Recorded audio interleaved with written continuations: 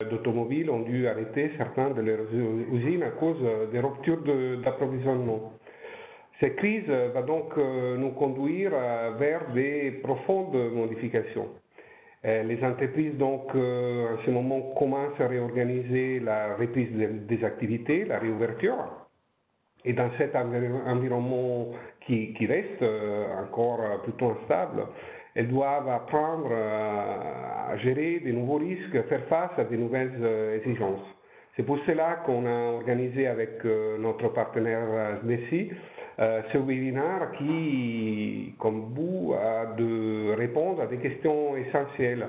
Alors, quelles conséquences pour le secteur d'activité? Quels sont les risques associés pour les entreprises? Comment limiter les risques de rupture dans la chaîne d'approvisionnement? Et comment optimiser les redémarrages d'outils de production dans le plus strict respect de la sécurité sanitaire? J'espère que ce webinaire va rencontrer votre intérêt, et je passe la parole à notre économiste de la région de l'Europe de l'Ouest, Bruno de Moura Fernandez.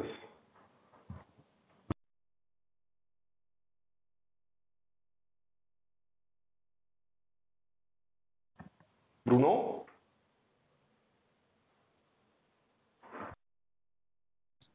Bruno, on ne t'entend pas. Je pense que ton casque était coupé. Est-ce que vous m'entendez maintenant? Très bien. D'accord, génial, pardon, excusez-moi. Donc, bonjour à tous, je suis Bruno de Moura Fernandez, économiste pour l'Europe de l'Ouest. Et donc, en 15-20 minutes, on va essayer aujourd'hui de voir les principaux effets donc, de la crise liée au coronavirus sur l'activité industrielle française et puis globalement sur l'économie française. Et ensuite, évidemment, c'est aussi ça ce qui vous intéresse peut-être davantage, les perspectives avec différents scénarios que je vais vous présenter. Donc, tout d'abord, parce qu'évidemment, cette crise est extrêmement atypique et qu'elle part justement cette fois pas d'une crise financière ou d'un choc endogène, mais d'un choc exogène, ici d'une crise sanitaire. Il faut évidemment, afin d'anticiper les conséquences économiques et les perspectives économiques, savoir où on en est en termes de sanitaire. Et donc, vous le voyez bien, puisque tout le monde suit à peu près tous les jours les chiffres au niveau mondial, il semble que nous ayons passé le pic dans tous les pays d'Europe de l'Ouest et dans tous les pays occidentaux.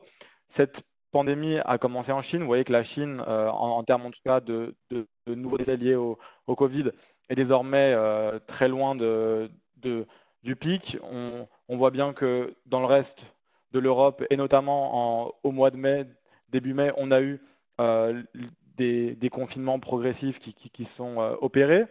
Aux États-Unis, on est également dans cette phase-là.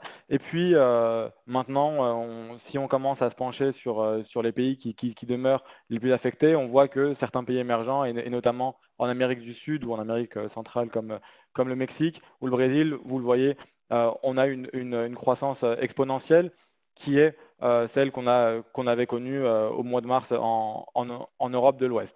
Mais donc, comme vous le savez très bien, donc on a réussi à passer ce pic grâce à des mesures de confinement qui ont dû être mises en place justement pour casser la progression de cette épidémie, parce que justement tout l'enjeu, et ça va être également ce qui va nous permettre d'en savoir un peu plus sur les perspectives, ce qui va décider et ce qui va entraîner ou pas des décisions de confinement ou en tout cas de distanciation sociale au cours des prochains mois, c'est l'évolution du taux de propagation. C'est ce que vous voyez ici sur le graphique de gauche avec un taux de propagation qui est estimé surtout en fait en Europe, parce qu'après cela dépend également de la température, d'environ 3 en Europe sous 11 degrés en moyenne. Et vous le voyez donc tout de suite, on avait affaire à une courbe exponentielle. Grâce aux mesures de confinement, on a réussi à faire passer cette courbe-là sous le 1. Donc cela veut dire qu'une personne en contamine moins d'une autre, et donc mécaniquement on a un ralentissement de l'épidémie et puis à terme sa disparition. Il semblerait que évidemment en limitant le nombre de contacts quotidiens, on ait réussi à abaisser ce taux de propagation. Maintenant, toute la question est de savoir, avec les mesures on va dire de déconfinement, ou en tout cas avec la levée progressive des mesures de confinement, la question est de savoir dans quelle mesure va-t-on parvenir à maintenir ce taux de propagation sous 1. Il semblerait que grâce à des températures plus élevées, et notamment pendant l'été, le R0 diminue car la probabilité de contagion diminue. Mais évidemment, toute la question sera ensuite de savoir, à l'automne, avec la baisse des températures notamment, est-ce qu'on va être en mesure de maintenir ce R0 en dessous de 1 malgré l'absence de confinement. Et c'est pourquoi, notamment, que des mesures de distanciation sociale, etc., vont rester en place et en vigueur pendant une durée indéterminée. Si on regarde ce qui s'est passé en Chine, on voit qu'au bout de à peu près un mois après le confinement, la majorité des entreprises a repris son activité.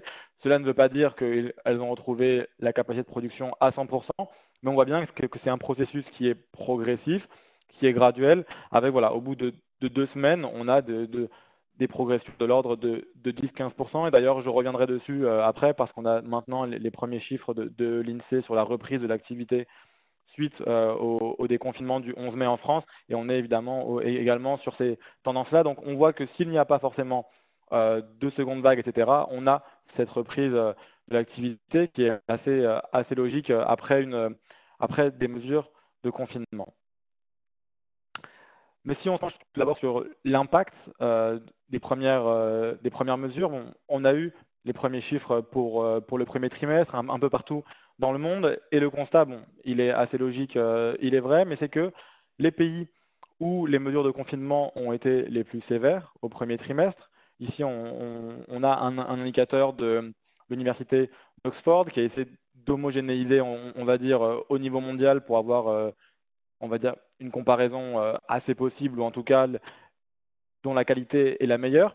Vous le voyez, en fait, on a une corrélation clairement négative entre l'indice de sévérité des mesures de confinement et la croissance du pays. Ça veut dire simplement que, assez logiquement, là où les mesures ont été les plus strictes, au cours du premier trimestre, alors c'est là où on a eu une chute du PIB la plus importante, et cela a notamment été le cas évidemment en Chine, où elles ont commencé bien avant en Europe, avec dès le mois de février. Et puis, vous voyez, en France, Italie et Espagne, ce sont les pays qui ont commencé évidemment également avant et qui ont imposé les mesures les plus strictes car ils ont été les plus affectés. Vous voyez, par exemple, qu'un pays comme le Royaume-Uni qui a imposé des mesures strictes et qui va les imposer jusqu'au mois de juin, dans la mesure où ils ont commencé après les autres, ils ont pour le moment été moins affectés au premier trimestre, mais cela ne veut pas dire que sur le total de la crise, ils seront moins affectés. Bien au contraire, probablement, le Royaume-Uni sera le pays le plus affecté au deuxième trimestre en termes purement de croissance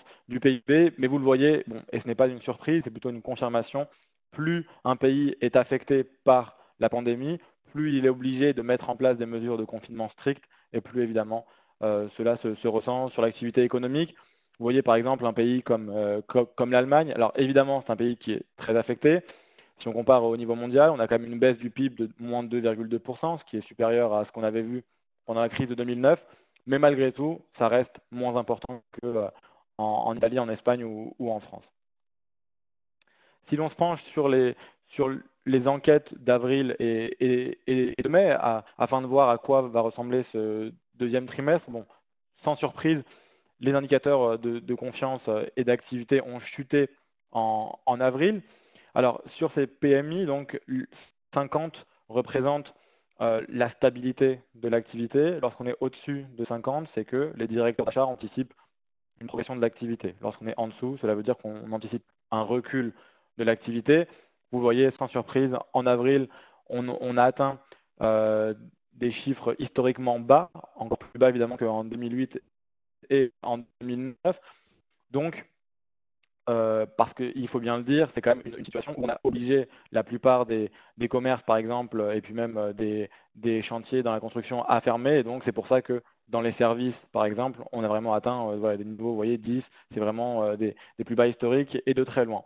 Ensuite, au mois de mai, on a un rebond, mais on a un rebond qui reste dans le négatif, ce qui veut dire tout simplement qu'on a toujours un recul de l'activité, mais moins important qu'en avril.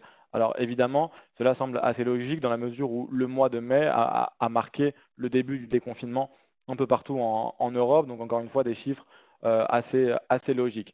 Et on le verra ensuite avec les chiffres de l'INSEE, mais à titre d'exemple, l'activité en France au mois d'avril a été de 33% inférieure à ce qu'elle était à la normale. Et au mois de mai, suite au déconfinement, au cours des 2 semaines suivantes, elle a été de 21% inférieure à la normale. Donc, évidemment, on a gagné 10-12 points d'activité, c'est ce qu'on voit avec ce rebond, mais malgré tout, on reste quand même sur des niveaux très inférieurs à ce qu'on a en temps normal. Et si l'on regarde en termes sectoriels désormais, et puis ensuite sur le prochain slide, on va essayer d'aller de façon un peu plus précise encore. On compare ici donc les pertes d'activité dues au confinement, c'est la 3e colonne, avec également la perte de consommation due au confinement, également, assez logiquement, l'évolution de la croissance au premier trimestre. Alors, encore une fois, c'est très logique.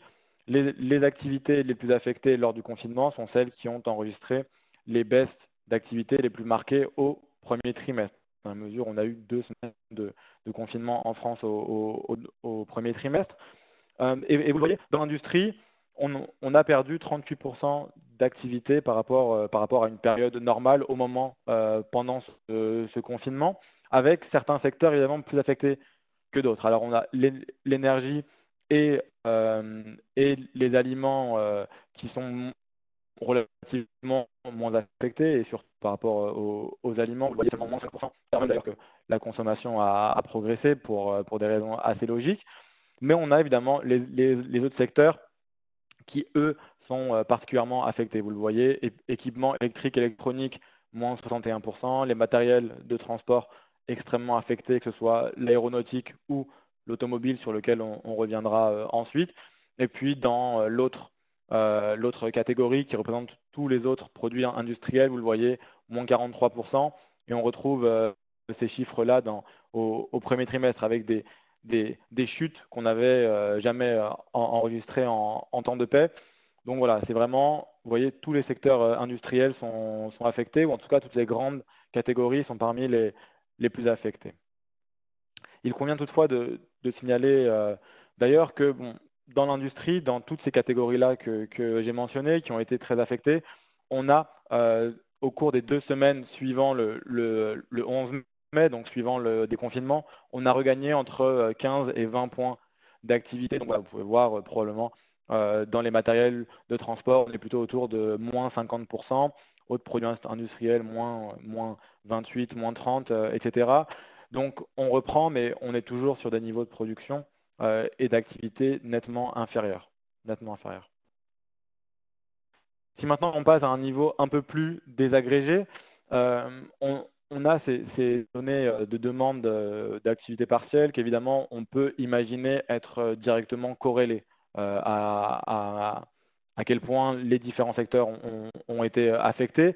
Et vous le voyez, c'est sans grande surprise qu'on retrouve le secteur automobile, donc quasiment la totalité des employés se sont retrouvés, ou en tout cas ont fait l'objet d'une demande d'activité partielle, même si on a certaines divergences sur les données de l'INSEE, mais globalement, on sait que le secteur des transports et d'industrie automobile l'industrie automobile dans sa globalité ont été extrêmement affectés. On a également dans ce qui est la construction, hébergement et restauration.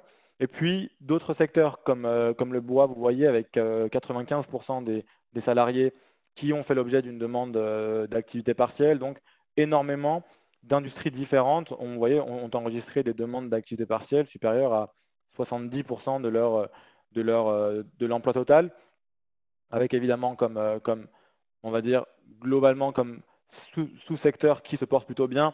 La pharmacie, c'est pas vraiment surprenant en temps d'épidémie. L'agriculture, et puis même si dans une moindre mesure la chimie, où on a certains segments comme notamment ce qui sont les cosmétiques, et puis le fait évidemment tous les savons, etc., se portent mieux. Mais globalement, vous le voyez, on a quand même un impact extrêmement fort sur l'industrie française. Et si l'on essaye de voir le scénario, de l'imaginer, alors pour être tout à fait transparent avec vous, on avait produit des prévisions de croissance en mars. 2 mois après, évidemment, nous sommes en train de les revoir à la baisse. On devrait les publier dans une semaine environ, une semaine 10 jours. Et clairement, en France, on devrait avoir une chute de l'activité de l'ordre de 12%, 11-12%, comme dans d'autres pays européens, avant un rebond en 2021. Probablement un rebond, on va dire, seulement partiel. Dans un premier temps, les économistes penchaient plutôt pour une reprise en V, puisqu'on se disait, bon, c'est pas une crise financière, donc à partir du moment où la pandémie va être sous contrôle, il n'y a pas de raison pour que, encore une fois, pour que les entreprises ne produisent pas, que les gens ne retrouvent pas leur emploi. C'est d'ailleurs tout l'objectif justement des mesures de chômage partiel et puis des prêts de trésorerie garantis par l'État. Le but est vraiment voilà, de mettre dans un coma artificiel le temps de mettre sous contrôle l'épidémie, l'économie, puis que ça reparte comme si de rien n'était ensuite. Alors évidemment, avec la persistance du virus un peu partout dans le monde et le fait que probablement on n'aura pas de traitement très efficace ou de vaccin, on aura toujours ce risque en quelque sorte de seconde vague. Évidemment, on pense qu'on va devoir maintenir en tout cas certaines mesures de distanciation sociale.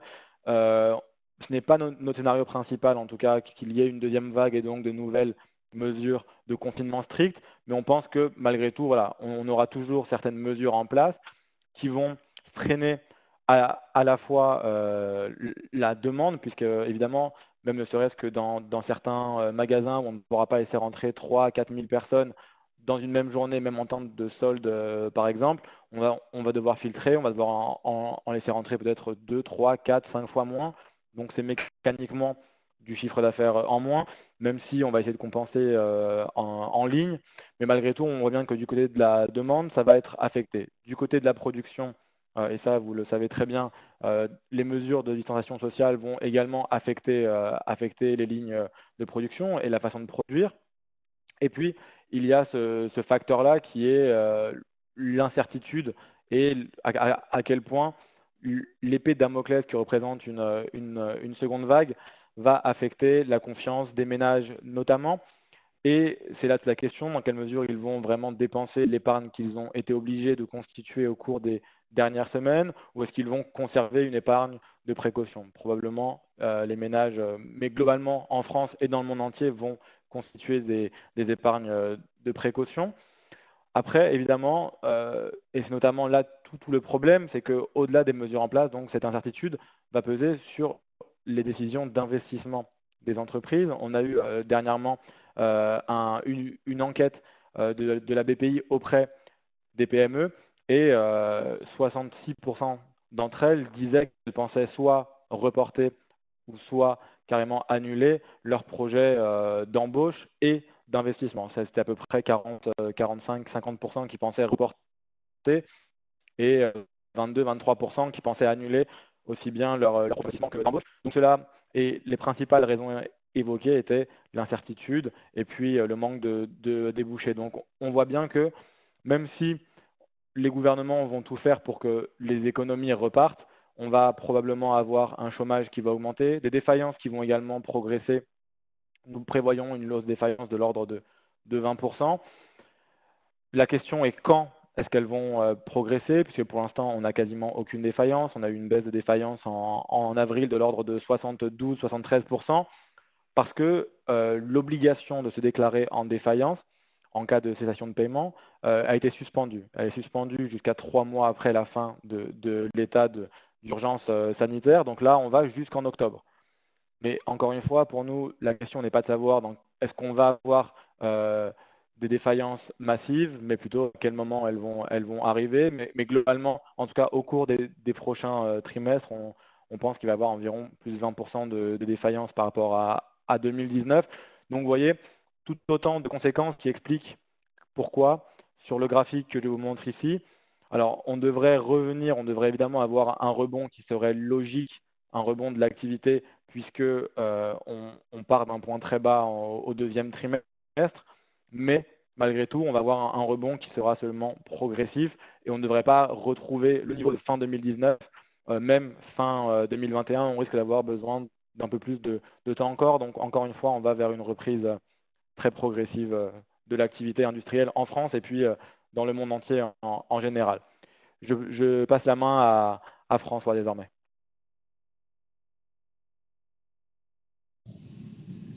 Très bien. Merci Bruno. Bonjour à tous. Je voudrais juste, après cette présentation très rose, on va dire, de la situation, mais la mission de nos économistes, c'est effectivement de pouvoir partager avec vous la manière la plus transparente possible la situation telle qu'ils l'évaluent. Je voudrais vous échanger avec vous sur effectivement autour de l'information que COFAS peut mettre à disposition des entreprises pour avoir une meilleure appréhension du risque lié aux fournisseurs et à la sécurité des chaînes de production. C'est vrai qu'on est dans une situation très très inédite avec cette crise et que le premier constat que tout le monde s'accorde à faire, c'est qu'il y aura des conséquences sur l'ensemble des chaînes d'approvisionnement au niveau mondial, en partant des matières premières jusqu'aux produits finis. Il y a une étude récente de Dun & Bradstreet qui expliquait que 28% des entreprises au niveau mondial ont entre 20 et 100 fournisseurs clés et que dans le Fortune 1000 des entreprises, on a 938 entreprises qui ont au moins un fournisseur de niveau 1 ou de niveau 2 qui a été affecté par la crise du Covid. Donc, mon sentiment est qu'il faut que les entreprises aient une appétence et une sensibilité au risque, et en particulier au risque fournisseur, encore accrue par rapport à une période économique plus calme. Donc, pour atténuer un peu les conséquences de cette crise, je pense qu'il faut, d'une part, avoir une gestion très très fine des risques liés à la chaîne d'approvisionnement et regarder si et comment on peut diversifier cette chaîne d'approvisionnement. Sur la gestion des risques, autant certaines grandes entreprises sont rompues à cet exercice de gestion du risque fournisseur, elles le font à minima sur les fournisseurs de premier niveau, mais il faut de plus en plus aller explorer effectivement les réseaux d'approvisionnement étendus, c'est-à-dire deuxième niveau, voire troisième niveau, afin d'éviter les effets dominos qui risquent d'impacter certaines chaînes de production. Vous avez un extrait d'article en anglais sur le point de la présentation qui vous explique le cas de Fiat Chrysler qui en février a dû stopper une chaîne de production en Serbie parce qu'en fait ils ont été impactés par la non-livraison de pièces clés de la part de leurs fournisseurs chinois. Voilà exactement ce qu'il faut éviter. Et j'ajouterais qu'il faut également avoir une très très bonne maîtrise des risques liés au transport. On peut avoir un fournisseur à l'autre bout du monde qui est capable effectivement de produire les pièces ou les matières premières que vous attendez, mais d'avoir effectivement des retards ou des impossibilités de transport dans la situation actuelle dont il faut aussi savoir se prémunir. On a tous, je pense, à titre personnel et professionnel, aussi expérimenté la nécessité de diversifier les chaînes d'approvisionnement, notamment au niveau géographique, ne pas avoir de fournisseurs sur certaines pièces ou certaines matières uniquement sur une zone qui, typiquement, comme ça a été le cas en Chine, dans la région de Wuhan par exemple, a été drastiquement confinée et plus rien ne sortait de la région. Une région comme Wuhan, que tout le monde aujourd'hui connaît comme le premier épicentre du Covid-19, avant d'être connu pour ça, il faut savoir que c'est une des usines du monde, et notamment pour la pharmacie, le génie biologique, l'automobile, l'acier et le fer. Et dès lors que une région de ce type-là est fermée, en fait, il y a des pans entiers de l'économie qui s'arrêtent et il faut y être de plus en plus sensible et avoir, comme j'ai l'habitude de dire, un plan B pour pratiquement chaque fournisseur qu'on peut avoir. Dans ce cadre-là, en fait, nous, COFAS, qu'est-ce qu'on peut apporter aux entreprises? C'est vrai qu'en tant qu'assureur crédit, on a toujours tendance à voir COFAS comme une société qui regarde les entreprises avec une vision client, mais dans notre savoir-faire, c'est d'analyser les entreprises partout dans le monde. Et donc, on considère que les directions achats, les directions industrielles qui gèrent effectivement des chaînes d'approvisionnement peuvent également utiliser nos services pour avoir une vision du risque à minima financier lié à leur fournisseur. C'est vrai que quotidiennement, on prend énormément de décisions en tant qu'assureur crédit et on analyse chaque entreprise pour nous engager et garantir la fiabilité des informations avec la plus grande justesse. C'est aujourd'hui ce type d'expertise qu'on sait mettre à disposition de la gestion des risques fournisseurs dans les entreprises. De la même manière, notre métier d'assureur crédit nous fait collecter quotidiennement des informations sur tous les retards de paiement que nos clients ont avec leurs clients, et c'est une information que bien évidemment qui est déjà incorporée dans tous les rapports et les scorings qu'on peut faire sur les entreprises. Et c'est une information très très prédictive du risque de défaut ou de la baisse de santé financière d'une entreprise. Enfin, de par notre organisation, on est implanté internationalement, on est présent dans plus de 100 pays, ce qui nous permet d'évaluer la santé financière d'un fournisseur étranger localement, comme on a l'habitude de le dire, au pied du risque.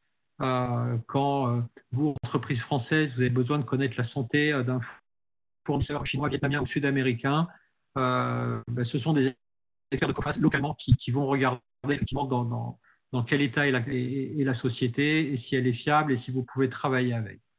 Voilà. Pour rappel, on a mis quelques chiffres en bas de cette slide. On couvre aujourd'hui plus de 80 millions d'entreprises dans 200 pays. On a 50 centres d'information Coface pour récolter et analyser cette information.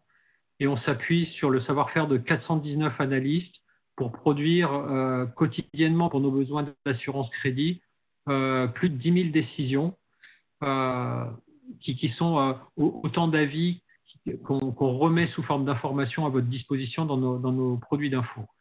Enfin, on produit également 30 000 rapports sur des entreprises qui sont en fait les clients de nos clients très souvent, et rapports qu'on produit en fait à la suite d'entrevues, d'interviews, de rencontres avec ces entreprises pour les évaluer vraiment au plus juste. Voilà, j'ai essayé de synthétiser dans cette slide l'ensemble des données qu'on collecte et qu'on agrège dans nos produits d'information pour essayer de vous donner la vision la plus précise possible du risque lié à chaque entreprise et vous concernant à vos fournisseurs, quelle que soit la localisation dans le monde. On va effectivement collecter tout un jeu d'informations, de données sur les entreprises, certaines qui sont des données relativement standards, mais la particularité de notre métier d'assureur crédit est qu'on a la chance de collecter également des données très très fraîches et très très réactives sur les entreprises et qui nous permettent en fait de corriger nos positions en quasi temps réel sur les entreprises. On le fait d'abord pour nous, pour nos besoins d'assureur crédit, de sécurisation de nos flux, et c'est tout ce savoir-faire qu'on met à vos dispositions au travers de nos outils et services. Voilà, je ne vais pas plus loin, je voulais juste vous sensibiliser à l'importance de gérer ce risque fournisseur et à notre capacité de vous aider sur ce sujet-là. Je vais maintenant passer la parole à Frédéric Lagagné de SNECI et je vous remercie de votre attention. Merci François, bonjour à tous, Frédéric Lagagné, société SNECI. J'ai en charge la performance industrielle au sein de cette société. Après avoir passé plus de 20 ans au cœur des ateliers d'un grand constructeur automobile, je vais maintenant vous parler effectivement de l'accompagnement de SNECI dans ce contexte actuel. Alors, il est clair qu'aujourd'hui, l'ensemble du monde industriel est confronté à ce redémarrage post-Covid, puisque l'ensemble de l'industrie a été stoppé. Bruno nous l'a rappelé tout à l'heure, et plus certaines industries que d'autres. Donc, il est important de pouvoir relancer maintenant l'ensemble de cette supply chain et l'ensemble de l'activité. Pour cela, bien entendu, il est important de pouvoir accompagner l'ensemble de la supply chain et de la ligne fournisseur. Et il est important d'avoir à ses côtés des gens qui ont une vraie expertise technique en complément de ce qu'on a pu voir par le biais de la présentation de François sur le côté financier. Il est important d'avoir des hommes de terrain qui connaissent effectivement concrètement le fonctionnement d'une usine et toute la chaîne logistique et dans un contexte international. Alors, SNESI, qu'est-ce que c'est SNESI? C'est une société de services, une société internationale de services qui a principalement deux business lines. Le premier, c'est effectivement le développement commercial, comment accompagner des industriels dans de nouveaux marchés, notamment à l'international. Et puis celui sur lequel on va zoomer un peu plus aujourd'hui, qui est la performance industrielle, dont j'ai la responsabilité et qu'encore une fois, on va détailler au cours de cette séquence.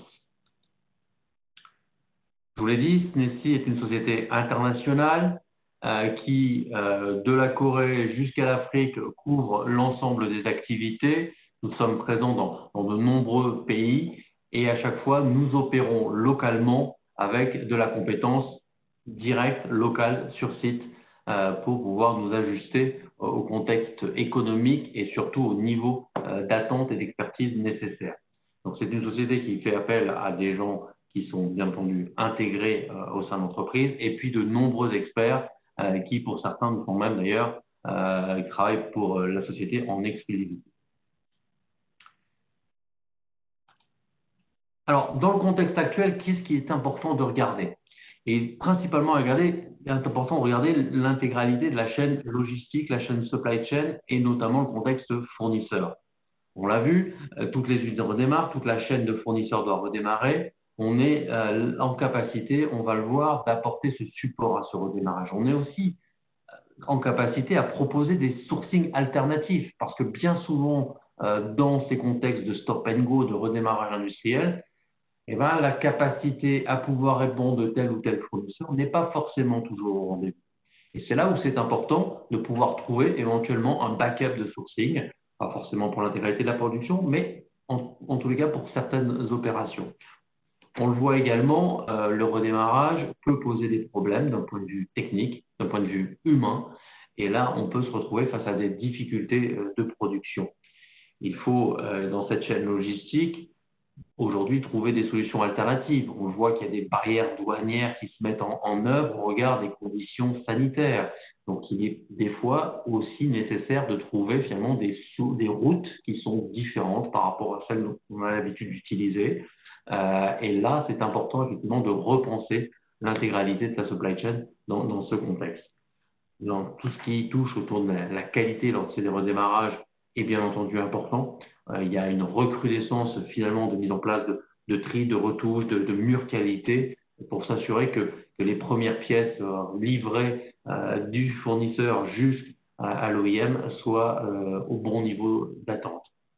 Et bien entendu, dans un contexte de réorganisation complète de postes de travail et du mode de fonctionnement d'une usine au travers des protocoles sanitaires qui là sont nécessaires aujourd'hui dans chacune des entreprises. Alors, je vous l'ai dit, la performance industrielle, c'est principalement 5 axes chez SNESI. Ça peut aller de l'ingénierie au travers de projets industriels avec le démantèlement ou déménagement d'un process d'une usine A vers une usine B au regard des besoins et des conditions actuelles. Un vrai savoir-faire qu'on va détailler sur tout ce qui est assessment, audit, avec une réelle capacité à pouvoir faire un état des lieux et un accompagnement. Cet accompagnement, il peut aussi tourner au travers de la formation, un catalogue complet de formations qu'on est capable là aussi de customiser au regard du contexte chez dans chacune des entreprises ou dans chacune des régions où nous opérons. Je l'ai dit, la partie mur qualité, tri final est quelque chose d'important. SNESI n'est pas seulement une société de col blanc, une société d'ingénierie, c'est aussi une société opérationnelle et on est acteur par nous-mêmes d'opérations, aussi bien dans le tri-retouche que dans le domaine de la supply chain et de la logistique, puisque nous avons nos propres ateliers, nos propres warehouses de stockage, dans lequel nous gérons les approvisionnements, les EDI de certains OIM. Alors, si on regarde d'un peu plus près, nous avons nos outils. Je vous ai parlé d'assessment, d'audit, d'évaluation. SNESI, après plus de 70 ans d'expérience au contact de grands donneurs d'ordre, notamment du monde automobile et du niveau d'exigence des constructeurs automobiles, SNESI a construit son propre audit, son propre outil d'évaluation qu'on appelle ISA, Industrial Supplier Assessment, qui permet pour chacun de ces 5 grandes thématiques d'avoir un diagnostic complet sur une compagnie, sur une entreprise et sur l'ensemble de son mode de fonctionnement. Donc c'est un outil vaste, complet, qui peut être pris dans son ensemble ou bien au cas par cas en fonction de la problématique rencontrée sur la R&D ou sur le manufacturing par exemple. Je vous ai parlé de notre catalogue de formation. Il touche principalement les 7 items que vous voyez sur votre gauche, la qualité, la logistique, mais également tout ce qui est manufacturing management. Bon nombre de ces modules de formation sont même reconnus, validés par un certain nombre d'organismes ou de grands donneurs d'ordre.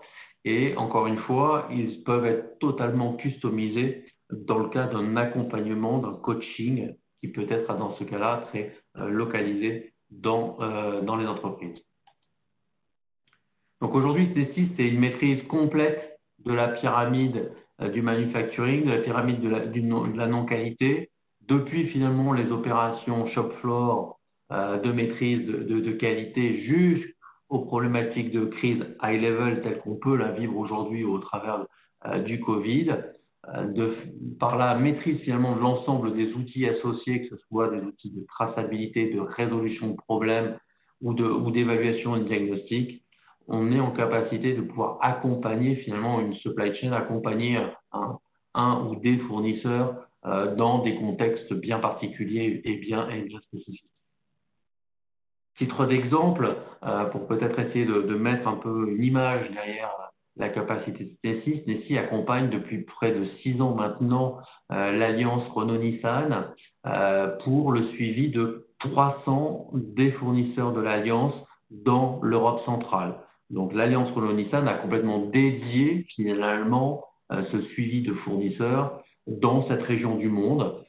C'est un des 11 clusters de suivi des fournisseurs et donc 10 sont de responsabilité Renault-Nissan et le 11e a été confié à SNESI. Et c'est à la fois de l'accompagnement vie série, mais également de l'accompagnement projet et l'accompagnement de crise, bien évidemment. Alors, bien entendu, il faut regarder le problème dans son ensemble et regarder l'ensemble de la supply chain. Et aujourd'hui, chez SNESI, on travaille sur les 6 axes, finalement, ou les 6 étapes de la construction d'une supply chain. Ça va de la partie engineering avec les simulations ou les hypothèses d'intégration locale lorsqu'on est en avance de phase dans la conception d'une nouvelle évaluation. Mais bien entendu, ça peut aller jusqu'à la fin, finalement, encore une fois, jusqu'à la partie opérationnelle et gestion de cette supply chain, en passant par la gestion des barrières des frais de douane, par la gestion des approvisionnements et des meilleures routes et de transport associés. Donc tout ceci fait partie des outils et du dispositif de SNESI qui peut être là aussi pris soit dans son ensemble, soit par appartement. Donc tout ça pour vous dire que chez SNESI, dans le contexte encore une fois actuel de crise, il est important d'avoir une gestion de la supply chain et de ses fournisseurs maîtrisée et surtout de trouver des alternatives dans certains cas bien spécifiques où un fournisseur ou des fournisseurs est plus en difficulté l'un que l'autre. Et à ce moment-là, il est important de trouver des solutions finalement adaptées, personnalisées au regard du contexte. Et c'est là la force et la valeur ajoutée d'une entreprise agile telle que SNESI, c'est de pouvoir construire, définir des solutions qui sont vraiment personnalisées au regard de l'entreprise donneur d'ordre et du contexte de la supply chain associée. Voilà ce que je voulais vous présenter aujourd'hui, qui encore une fois est la complémentarité entre COFAS, spécialiste dans le risk management et le volet financier, et avec nos compétences plus opérationnelles dans cet accompagnement de risque et dans le contexte actuel. Merci. Merci Eric, j'imagine que vous m'entendez bien. Oui, on Yannick, vous entend très donc bien. Yannick Bézard, je passe la parole effectivement à Yannick Bézard. Très bien, écoutez, je vais avoir le plaisir de partager avec vous des réflexions qui sont tirées d'une expérience de plus de 8 ans à la tête des achats mondes d'un grand constructeur automobile. Vous avez le nom sous les yeux. Alors, le premier point, et on peut passer à la slide suivante, c'est que le management des risques des fournisseurs, c'est quelque chose qui est inhérent au management de la relation fournisseur. On ne peut pas distinguer les deux. Dès lors que vous décidez de faire appel à un tiers pour des biens ou pour des services, bien, vous ouvrez la porte de votre entreprise à des nouveaux risques et il faut bien les prendre en compte. Le deuxième évidence, peut-être en introduction, c'est que pour ce type de risque, comme pour d'autres, mieux vaut prévenir que guérir. Alors, comment on peut les prévenir, ces risques fournisseurs? Ça commence déjà au moment du choix. J'ai rappelé un certain nombre de critères assez habituels. Lorsqu'on choisit un fournisseur, on pourrait les classer en 2 catégories. Des critères qui sont plutôt de type performance. On est donc là dans le domaine de la réalisation. On s'appuie sur l'expérience passée pour juger de la performance, et typiquement la performance industrielle dans les volets qualité logistique, les performances environnementales et RSE. La performance économique peut également être classée dans cette catégorie. Le deuxième groupe est plutôt de nature aptitude, même si la frontière entre les deux n'est jamais totalement pure. Vous voyez la santé financière dont François Miroir a parlé tout à l'heure. Bien sûr, on essaye de l'apprécier de manière pluriannuelle sur les 3 dernières années.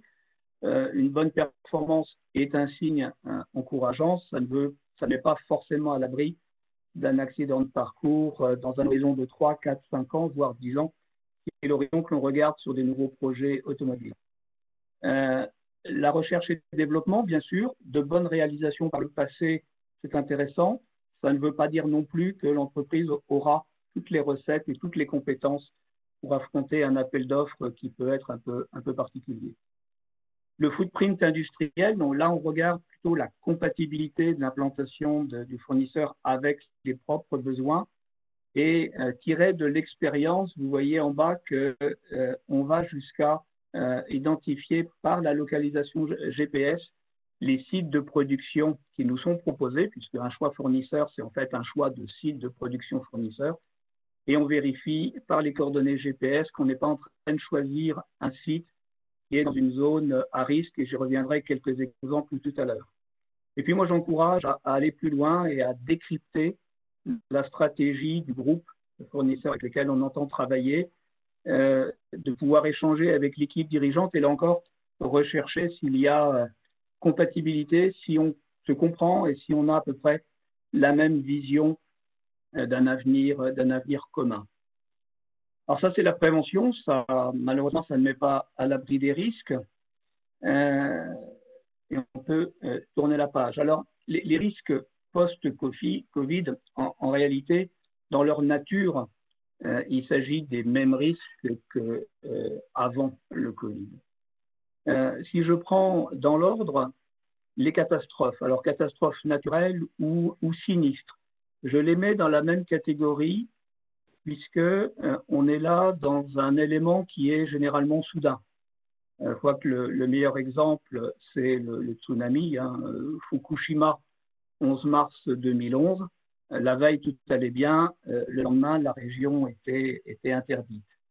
Alors, on est dans l'événement soudain, mais il est soudain et lointain, au sens géographique.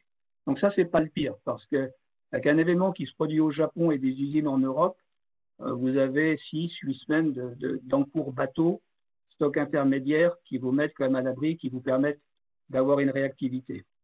Le pire, c'est le soudain proche géographiquement. Et je crois que le pire exemple de ces dernières années que j'ai pu vivre, c'est l'incendie d'un site de production qui n'était pas de rang 1, mais de rang 2, un site de production de rang 2 en Pologne, qui était entièrement détruit le 22 janvier 2017, c'était un dimanche, parce qu'il y a des dates comme ça qu'on n'oublie pas. Et là, on est en transport camion, on a 2 jours de réaction, c'est effectivement d'une autre nature.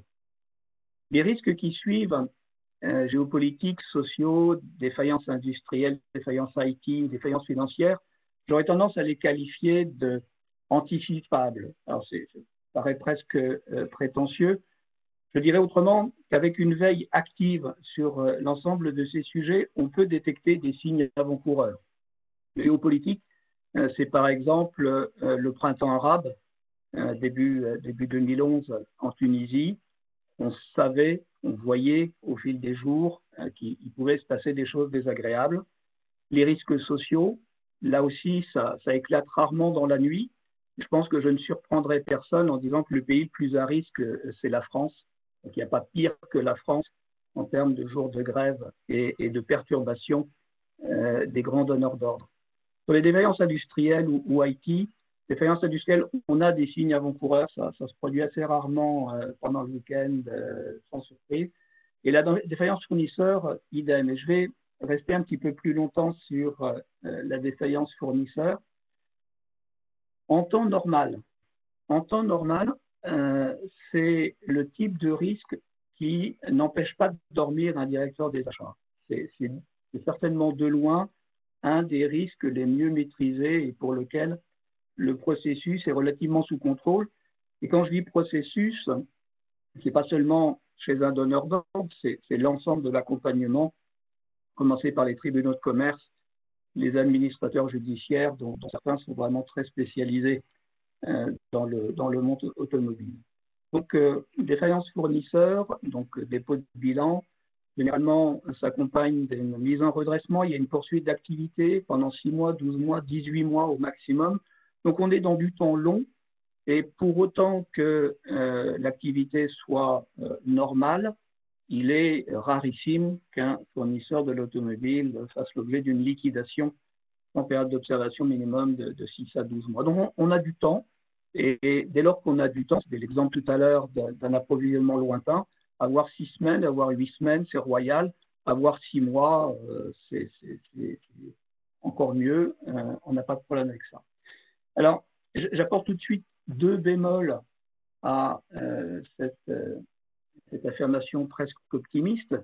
Le premier bémol, c'est la volumétrie des défaillances. Quand on a une défaillance isolée d'un partenaire de la chaîne de valeur, de la chaîne supply chain, finalement, on sait faire, ça se passe relativement bien. Lorsqu'on en a 10, puis 20, puis 40, et je me souviens de la crise de 2008-2009, on avait un portefeuille en gros de 80 fournisseurs en défaillance. Là, on a un sujet de préoccupation parce que la volumétrie fait que tout le travail retombe sur des équipes de spécialistes qui explosent. Et quand je dis les équipes, ce sont à la fois les équipes chez les donneurs d'ordre, mais vous avez le même engorgement de dossiers dans les tribunaux de commerce, chez les administrateurs, dans les services de Bercy, au CIRI ou ailleurs. Donc la volumétrie est un vrai handicap et c'est malheureusement ce qui est en train de se produire ou ce qui va se produire un peu avant ou un peu après l'été 2020. Puis le deuxième bémol que j'apporte, c'est que pour permettre une poursuite d'activité et avoir des périodes d'observation qui laissent le temps de trouver des solutions, il faut de l'activité. Et donc, une situation de sous-activité générale, qui est en gros celle que l'on vit, que l'on va vivre encore pendant quelques mois, c'est un handicap majeur. Et là, malheureusement, le constat que je fais, c'est qu'on est pile avec ce mauvais alignement des planètes. On a la crise, on va avoir la volumétrie, et tout ça dans un contexte où l'activité ne permet pas de faire des business plans qui fassent rêver, qui attirent des banques, qui attirent des investisseurs, des repreneurs ou autres. Alors, pour conclure, peut-être les 2 messages. Message vis-à-vis des fournisseurs qui vont rencontrer ces situations-là, c'est clairement n'attendez pas le dernier moment. Une défaillance, c'est quelque part chercher une protection Et chercher la protection, il faut le faire lorsqu'il est encore temps et ça se prépare. Donc, n'attendez pas le dernier moment, c'est finalement ce qu'il y aurait de pire. Et puis, vis-à-vis des donneurs d'ordre, c'est la volumétrie qui va vraiment être le sujet. Donc, il faut tout de suite renforcer les équipes et avoir des mesures exceptionnelles parce que la vague, elle est devant nous. On ne pourra pas dire en septembre qu'on ne l'avait pas vu venir. Voilà ce que je voulais partager avec vous. Je pense que ça complète les visions qui ont été données précédemment et je redonne la parole à l'équipe COFAS. Bonjour. Oui, vous avez en effet la possibilité de poser des questions à l'ensemble des intervenants à cette conférence. Donc, vous pouvez soit utiliser la fonction Q&A qui est disponible sur votre écran, ou bien à côté de votre nom, si vous affichez les participants, vous avez votre nom avec une petite main et vous pouvez lever la main pour qu'on vous donne la parole pour intervenir et poser votre question. Alors, nous avons déjà une question qui, je pense, est pour Antonio Marchitelli. COFAS a-t-elle prévu un dispositif d'accompagnement au redémarrage de l'activité économique autre que les contre-garanties de l'État? Monsieur Louisa, Oui. alors justement, face à la crise, on a dû, à niveau d'industrie et notamment chez nous à la COFAS, mettre en place tout un arsenal de solutions. C'est clair que aujourd'hui, la spécificité de la situation a facilité la convergence de l'intérêt public et privé et comme vous l'avez vu, à travers toute une série de tables de discussion avec les trésors, la CCL, la BPI, les acteurs ont mis en place ces dispositifs qu'on appelle le CAP, CAP+, CAP Export. Nous, on l'a mis en place dans des délais records et il est à disposition depuis désormais un mois et demi. Néanmoins, il faut aussi prendre en compte toute la série d'autres actions qu'on a mis en place pour aider les entreprises, à commencer par les dérogations aux conditions de nos contrats qu'on a mis en place juste après le confinement pour aider les entreprises à retrouver la fluidité administrative avant de se préoccuper du respect des délais vis-à-vis d'un assureur et ce genre de choses. On a relancé toute une série de produits que nous trouvons très percutants en ce moment, notamment des produits d'information, parce que aujourd'hui, encore plus qu'auparavant, c'est important pour une entreprise de connaître avec qui elle travaille et avoir un monitoring strict de sa santé avant de se retrouver en difficulté. On a aussi relancé toute une série de services de recouvrement pour des créances impayées qui soient pas forcément garanties par un contrat d'assurance, qui peuvent se révéler, que ce soit au domestique ou à l'export. Et en général, nos équipes sont mobilisées aussi pour accompagner les entreprises dans le vrai moment de la reprise. Aujourd'hui, j'étais aujourd'hui en discussion avec une association de secteur et on a discuté sur le fait que certaines lignes de garantie ont été réduites à niveau industrie, pas forcément chez nous. Mais tout cela, quelque part, permet aussi de libérer de la capacité qui sera remise à disposition au moment de la vraie reprise d'activité. Parce qu'aujourd'hui, c'est évident, c'est sous les yeux de tout le monde, quelque part, que l'activité est en baisse. Et que donc les besoins qu'on avait il y a 12 mois ne sont plus là, mais on sait parfaitement qu'au moment de la reprise, il faudra redonner du support et accompagner notamment dans les secteurs qui repartent et repartent rapidement. Voilà. Alors, nous avons une deuxième question Est-ce qu'il y a encore des entreprises du secteur automobile, en particulier des équipementiers, qui sont couverts par une assurance crédit?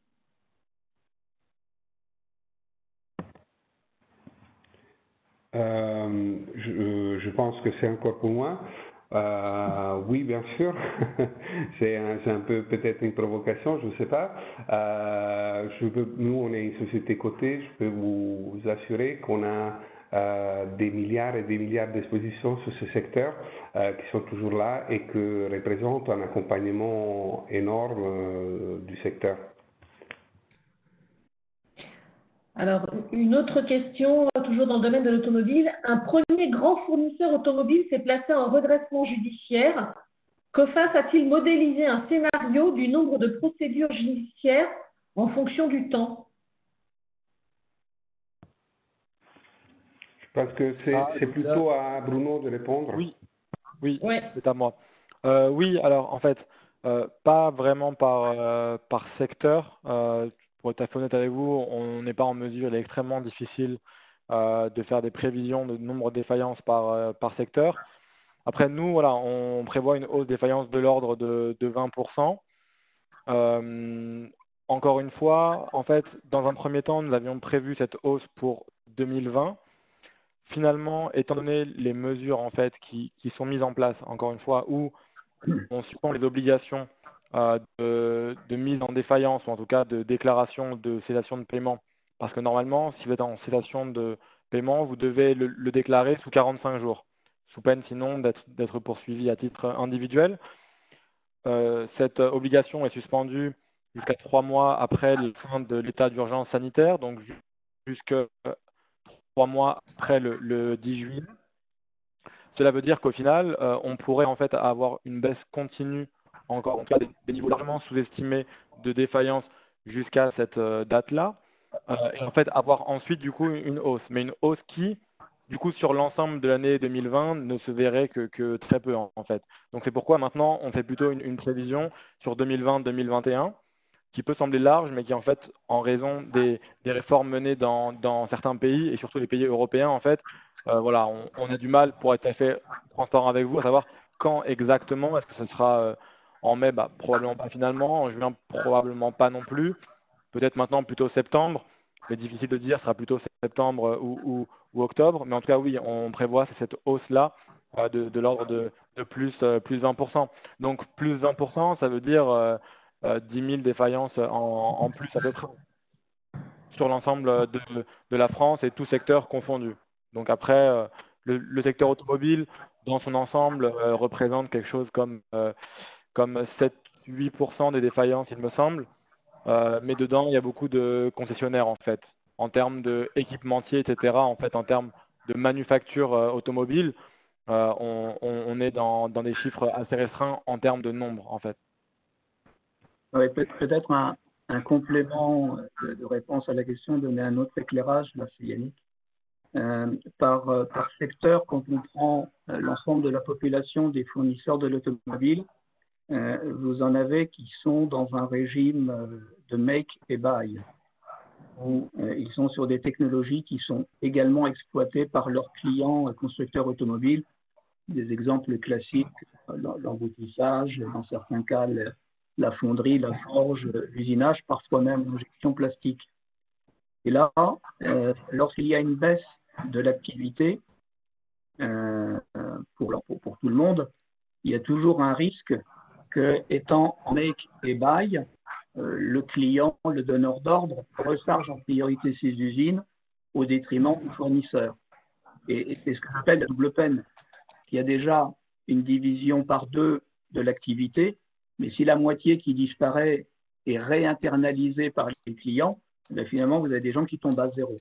Donc, grande vigilance là où il y a du make or buy, et là aussi, surveillons les attitudes des uns et des autres, parce que sinon, c'est la double peine. Alors Louisa, j'en profite parce qu'entre-temps que Bruno a répondu, je suis allé regarder les chiffres. Justement, si on prend le support aux opérateurs dans le secteur automobile français, donc domestique, Effectivement, il y a eu une petite réduction de l'ordre de quelques points, un pourcentage. Le montant global que nous gardons sur cette filière domestique française est de l'ordre de plusieurs milliards. À cela, il faut rajouter tout ce qui est le support à l'export, que, comme vous le savez, pour la COFAS est très très important. Je sais que dans l'industrie, il y a d'autres opérateurs qui ont évidemment une vision un peu plus pessimiste, qui ont pu peut-être réduire de façon un peu plus importante.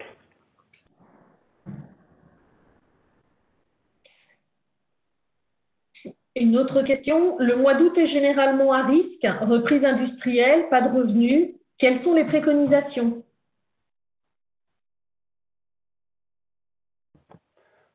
Bruno, tu veux dire, ou sinon je peux prendre la question.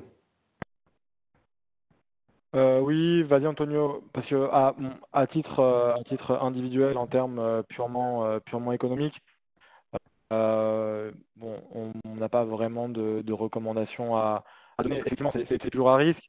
On sait, et notamment par exemple dans la filière automobile, c'est pas forcément une période où on vend énormément. Donc effectivement, logiquement, on pourrait se dire bon, on va avoir un rattrapage en juin, juillet, août. Mais dans la mesure où finalement, est-ce que les consommateurs auront vraiment la tête à se ruer chez les concessionnaires, par exemple, au mois d'août, alors que potentiellement des vacances pourraient être possibles avec une mobilité possible? Effectivement, il n'est pas évident qu'en fait on ait ce vrai rattrapage qui normalement devrait avoir lieu lors des semaines, voire des débuts de mois suivant le confinement.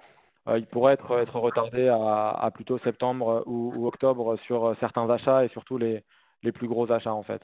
Certains pourraient être un peu dans une position, on va dire, attentiste à l'heure de faire des achats importants, notamment. Je laisse la parole à Antonio peut-être sur des recommandations plus spécifiques sur les entreprises. Moi, je pense qu'on est face à un août qu'on n'a jamais vu, au moins dans les dernières décades, parce que, considérez la situation. Un grand nombre d'entreprises ont forcé quelque part la prise des vacances pendant la période de confinement. Donc déjà, elles envisagent probablement une activité à un niveau qu'auparavant on n'avait pas dans les mois d'août. Il y a plusieurs signaux que la situation n'est pas complètement sous contrôle. Vous prenez les chiffres qui sont ressortis hier du ministère de la Santé italienne. Après 2 semaines de déconfinement, il y a une remontée de 60% des contagiés. Donc ça veut dire que déjà ils commencent à passer à des formes de déconfinement hybrides à plusieurs vitesses, ce qui rendra probablement encore une fois août un mois très spécifique cette année. Enfin, vous prenez les déclarations, disons, des gens qui déclarent qu'est-ce qu'ils vont faire cet été, et vous avez à peu près 40% de la population qui dit qu'ils ne vont pas en vacances et qu'ils utiliseront le temps d'été différemment, soit pour travailler, soit pour rester en ville. Donc, je pense qu'à ce moment, on ne peut pas assumer que ce mois va comporter les mêmes disons, dynamiques qu'on a pu observer dans le passé. Moi, je préconise, et c'est sans doute prévu à niveau de nos équipes, que août soit un mois de vraie opérativité et plutôt soutenue, sachant qu'il y aura aussi, après le déconfinement qu'on est en train d'expérimenter, toute une série de vagues aussi de défaillances d'entreprise qu'on enregistrera, il faudra traiter, etc. Et comme nous, pas mal d'opérateurs. Donc, quelque part, je n'ai pas de recommandations, mais je pense que de toute façon, on est face à une période qui a peu à voir avec le passé qu'on connaît. Une autre question, que peut nous dire COFAS sur les stratégies prises par l'Europe face à la crise dans le secteur automobile?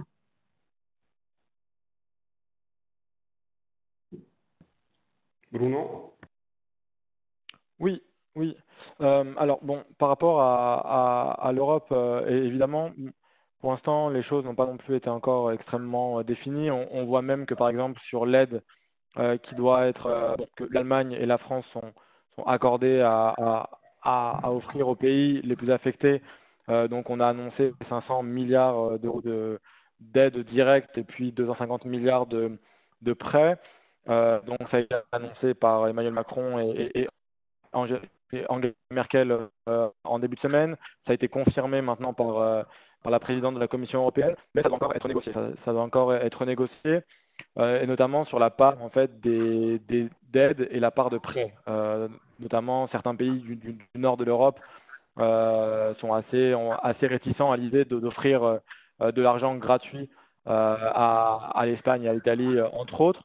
Donc il faut voir après les négociations comment ça va évoluer. De toute façon, on va dire que ces aides-là n'entreront ensuite en vigueur qu'en début 2021. On devrait avoir des négociations au cours de l'été à ce sujet-là. Après, en termes automobiles, bon, le président Macron, en termes français, a évoqué son plan. Bon, on a eu 8 milliards, mais en incluant les 5 milliards d'aides de prêts pardon, à Renault.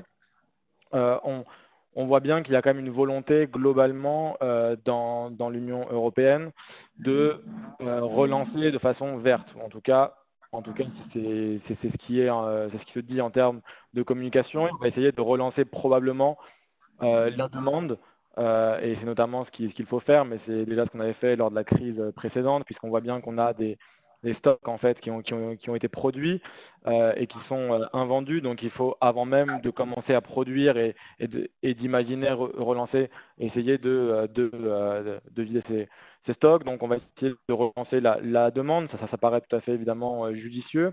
Bon, en essayant de l'orienter vers quelque chose de plus vert, de plus électrique. Ensuite, sur le principe de relocalisation de la production en Europe, même plutôt en France, en ce qui concerne la France, certains constructeurs, chez PSA notamment, j'ai lu il y a 2-3 jours que bon, ils n'étaient pas forcément très enclins à le faire, ou en tout cas pas totalement, mais on voit que quand même ils sont allés à relocaliser certaines lignes de production pour certains modèles. Donc, on va dire que globalement, après, il est extrêmement difficile de savoir si ce sera suffisant pour relancer complètement la filière, parce qu'elle est quand même extrêmement affectée. Mais on va dire que cette volonté de relancer la demande, déjà, est tout à fait logique et sensée. Puis ensuite, essayer de relancer également l'offre également. Après, extrêmement difficile de savoir si ce sera suffisant ou pas. Surtout, en fait, dans la mesure où il y a beaucoup d'incertitudes sur la deuxième partie d'année, sur potentielle seconde vague ou pas, sur le comportement des consommateurs. Donc voilà, globalement, c'est une réponse qui semble assez logique. Après, savoir si c'est vraiment suffisant, difficile de le dire. Voilà, et pour compléter cette question, on avait quelles sont les prévisions 2020-2022 sur le marché automobile Europe et Asie? On ne fait pas de prévision automobile de prévision sur le marché automobile. Mais bon, après, on voit bien que sur le marché européen, on a déjà eu des baisses, par exemple, d'immatriculation de l'ordre de 80% en avril, de 40% en mars, à partir du moment où on a eu un confinement de 2 semaines sur le mois. La plupart des constructeurs basent maintenant sur une baisse de l'ordre de 20-25% des immatriculations en Europe. En Chine, on a eu des chiffres relativement similaires en fait, mais bon, en décalé dans la mesure où la pandémie a affecté la Chine avant, donc c'était plutôt les chiffres de février et mars. Mais globalement, on est plutôt sur ce scénario-là. Quand on part d'aussi bas mécaniquement, on a un rebond prévu pour 2021.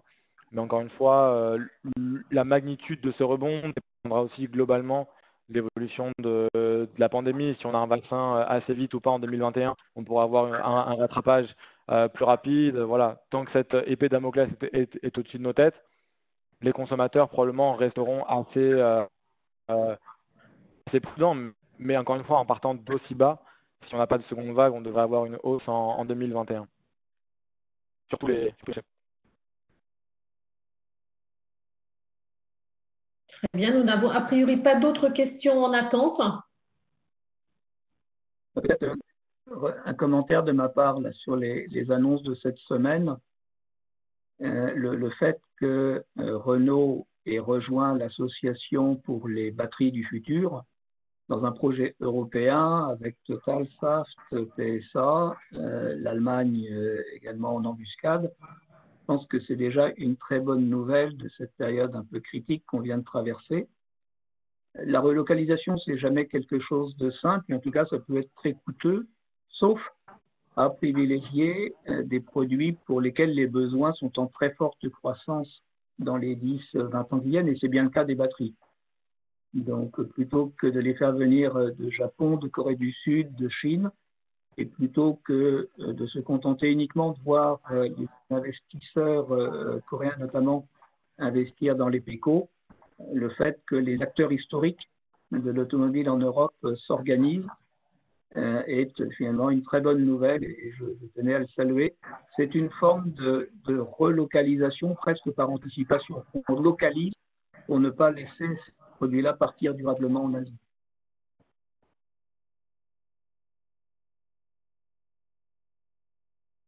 Voilà, nous n'avons a priori pas d'autres questions. Nous vous remercions pour votre participation. Vous recevrez d'ici peu les visuels qui ont été présentés lors de cette conférence. Et si vous avez d'autres questions qui vous viennent, eh bien, les équipes de COFAS et de SNESI seront à votre disposition pour y répondre. Merci à tous et bonne fin de journée. Au revoir, merci. Au revoir, merci à tous. Au revoir, merci. Au revoir.